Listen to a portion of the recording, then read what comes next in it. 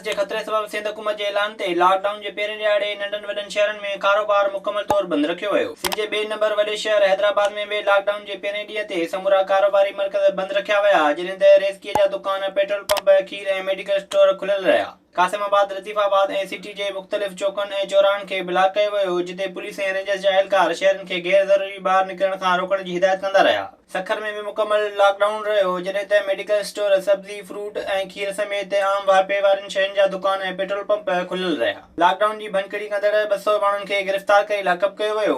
उमरकोट ऐं भरपासे में अहम कारोबारी मर्कज़ बंद रखिया विया, जंहिं सबब आम माण्हू घरनि ताईं महदूद थी विया। पुलिस ऐं रेंजर्स जा एहलकार गश्त कंदा रहिया। कोटड़ी में भी लॉकडाउन के पहिरें ॾियारे ते मेन लियाकत रोड, शाही बाज़ार, ईदगाह, लतीफ़ चौक, बारेजा चौक, अलमदीना चौक, खोदाजी बस्ती, खुर्शीद चौक समेत ॿिया इलाका मुकमल तौर बंद रहिया। कंबर जे मेन रोड, शाही बाज़ार समेत मुख़्तलिफ़ रोडनि रस्तनि ते जुज़वी लॉकडाउन रहियो, जॾहिं त बेहतियाती कंदे घर मां ॿाहिरि शहरी निकिरी आया। वीरपुर माथेले में भी कारोबार बंद रखियो वियो, जॾहिं त पीपीअगवाण, ककूराम घर घर वञी कोरोना वायरस बाबति आगाही ॾियण सां गॾु मास्क ऐं साबुण पिणु विरहाया। महाजन तालुके जे नंढनि वॾनि शहरनि आमरी, खाणोठ, मंज़ूराबाद, उनड़पुर, लकीशाह, सदर, लाखा समेत ॿिया इलाका बंद रहिया। गाड़े में पुलिस हुकूमती ऐलान ते अमल कराईंदे मुकमल लॉकडाउन करायो, जॾहिं त पुलिस जे गश्त बावजूद माण्हू एहतियाती उपाउ वठण बिना रोडनि ते घुमंदा रहिया। जरवार में भी मुकमल तौर लॉकडाउन कयो वियो। मेडिकल, किराना स्टोरनि ऐं सब्जी फ्रूटनि जी दुकाननि खां सवाइ शहर मुकमल तौर बंद रखियो वियो।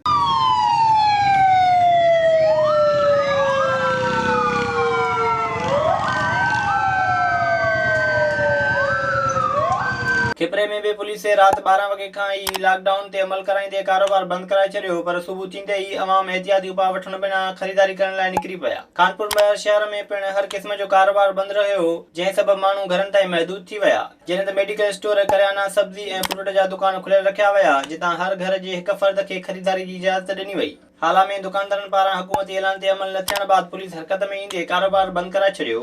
मिठाणी में पिण कारोबार बंद रखियो वियो। सब्जी फ्रूट जे दुकाननि समेत मेडिकल स्टोर पिण खुलियल रहिया, जॾहिं त पुलिस पारां लाउड स्पीकर ज़रिए शहरनि खे घरनि ताईं महदूद रहण जी हिदायत कई वई।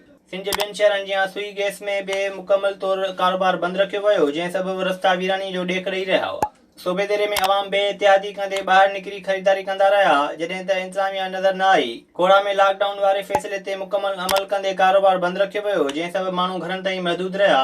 चंबड़ में भी मार्केट ऐं ट्रांसपोर्ट बंद रही, जॾहिं त पुलिस तरफ़ां ईंदड़ वेंदड़ रस्ता ब्लॉक करे गश्त भी कयो वियो।